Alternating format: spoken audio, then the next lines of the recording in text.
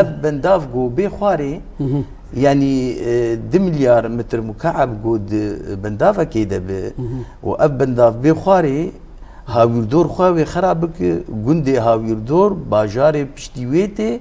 ودودي أو جنشكا أو كمية آفا قلكي زيادة جو طاقتا بندافة فوراتي جو 8 مليار جو زيدي طاقتا وبيبي وزرار بقي ويجي يعني زرارك جو بقي يجي او وقنا اما دخات يقول سر صار كري تاليوان بي يعني اما دخات واهميتها وي تشقاسي هاوردور خد فداوي دبي و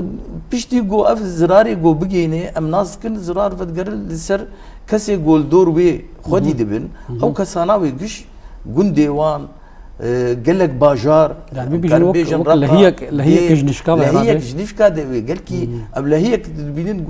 جو بارانك بلهيتي زرارا بيشلو يجا ابنا بارانه افيا جو بنداف بي خواري ويشبكي شو قاسي زرارا وي زيده ب حقاسي دبينين جو انه زراري بقين